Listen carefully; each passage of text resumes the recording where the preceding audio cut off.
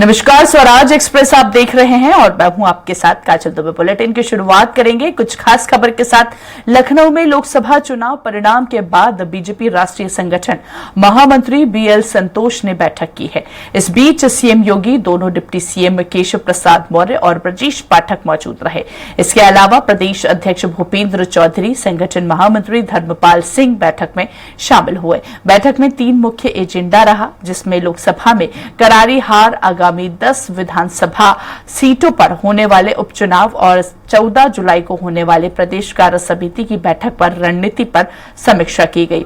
जानकारी के मुताबिक बीएल संतोष आज मीडिया की टीम और प्रवक्ताओं के साथ बैठक करेंगे। इसके बाद बीएल संतोष केंद्रीय नेतृत्व में यूपी को बता दें कि यूपी को लेकर जरूरी दिशा निर्देश भी दे सकते हैं।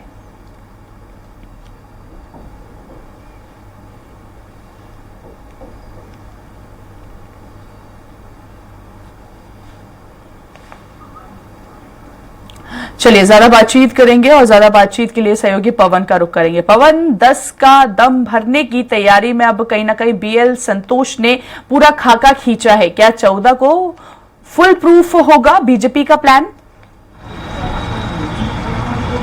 जी बिल्कुल काजल, देखिए उत्तर प्रदेश के लोकसभा चुनाव परिणाम आने के बाद से भारतीय जनता पार्टी संगठन और सरकार दोनों में ही चिंता का विषय बड़ा बनता जा रहा है। अभी तक इससे पहले भारतीय जनता पार्टी 2014, 2017, 19 और 22 का जो इलेक्शन था वो पूरी तरह से बिल्कुल फतेह किया था, जिसमें कोई दिक्कत नहीं, निर्बाध गति से इनका विजय रथ आगे बढ़ता रहा। लेकिन ये 2024 का लोकसभा का चुनाव जिस तरह से परिणाम उत्तर प्रदेश ने दिया है, ये काफी चिंता का विषय है भारतीय जनता पार्टी के लिए। भारतीय जनता पार्टी इसको लेकर के शीर्ष नेतृत्व और प्रदेश के अलग अलग जो विंग हैं, संगठन है, सरकार है, सभी लोग इस पे मंथन कर रहे हैं कि आखिर क्या कारण रहा। चूंकि उत्तर प्रदेश सरकार और केंद्र सरकार की जो योजनाएं थी वो अंतिम व्यक्ति तक पहुंचाने का पूरा प्रयास किया गया है, लेकिन इसके बावजूद जिस तरह से परिणाम आया है वो काफी असंतुष्टि वाला, असंतोषजनक था। इन सभी चीजों को देखते हुए यहाँ पर राष्ट्रीय महामंत्री संगठन धर्मपाल जी कल पहुंचे हैं लखनऊ, यहाँ मुख्यालय पर। कल भी इन्होंने मीटिंग की, इसमें मुख्यमंत्री योगी आदित्यनाथ, दोनों डिप्टी सीएम, संगठन से प्रदेश अध्यक्ष भूपेंद्र चौधरी और यहाँ पे संगठन मंत्री धर्मपाल जी, सभी लोगों ने मंथन किया। आज दूसरा दिन है बैठक का। आज भी यहाँ पर मीडिया और सोशल मीडिया की टीम से बात होगी। यहाँ पे जो मीडिया के जो प्रवक्ता हैं, जो भी मीडिया देखते हैं, सभी लोगों से विचार मंथन किया जाएगा और उत्तर प्रदेश के अलग अलग क्षेत्रवार जो है उस पर भी मंथन होगा कि आखिर क्या कारण रहा जिस तरह से भारतीय जनता पार्टी को इस करारी हार का जो मुंह देखना पड़ा। अब देखने वाली बात है कि भारतीय जनता पार्टी जिस तरह से लगी हुई है, ये आने वाला जो उत्तर प्रदेश में 10 विधानसभा के चुनाव है उस पे किस तरह की रणनीति अपनाती है। हम सूत्रों की माने तो कल बैठक में ऐसी बात चर्चा में आई है कि महामंत्री जो संगठन बीएल संतोष जी ने ऐसा बात रखा है या बोला है कि इस बार जो भी लोग, जो कैंडिडेट होंगे वो मंथन के बाद और जिताऊ कैंडिडेट रखे जाएंगे, जिससे भारतीय जनता पार्टी को इन समस्याओं का सामना न करना पड़े।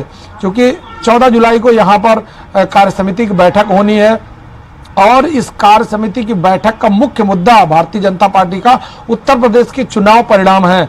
क्योंकि इसमें कार्यकर्ता, वोटर, सपोर्टर और जितने भी लोग थे उन लोगों का जो स्तर रहा वो काफी अच्छा नहीं रहा। बहुत सारे ऐसे मंत्री और विधायक हैं जिन्होंने अपने क्षेत्र में बहुत करारी हार का मुंह देखा है। क्योंकि सबका क्षेत्रवार जो चर्चा हुआ है, जो परिचर्चा हुआ है, भारतीय जनता पार्टी ने 40 टीमें बनाकर प्रदेश के अलग अलग क्षेत्रों में भेज करके वहां से फीडबैक लिया था कि क्या कारण रहा हार का और कौन कौन हार में जो है शामिल थे और नहीं थे। क्योंकि बहुत सारे ऐसे लोग थे जिन लोगों ने भीतरघात किया है।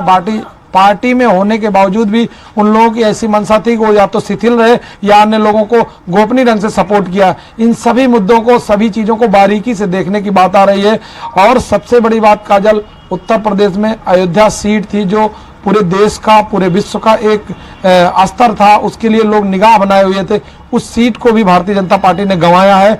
इन सभी मुद्दों को लेकर के इस समय जो मंथन चल रहा है वो देखने वाली बात है कि उत्तर प्रदेश को किस तरह से इस गाड़ी के रथ को, विजय रथ को किस तरह से हाँका जाए कि यह पूरी तरह से फिर से आबाद गति से चलने की स्थिति में हो।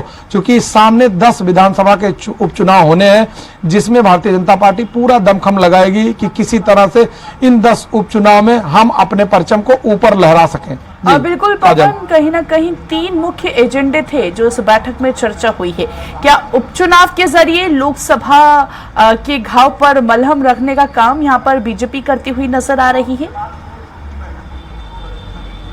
जी बिल्कुल काजल, देखिए सबसे बड़ी बात है कि अब तात्कालिक जो स्थितियां हैं, ठीक सामने ये 10 उपचुनाव हैं। इसके अलावा पार्टी को अब 2027 में देखना होगा कि उत्तर प्रदेश में सरकार किस तरह से बनाई जाए, किस तरह से लोगों को कैंडिडेट बनाया जाए कि जो है जीत का जो है परचम लहरा सकें।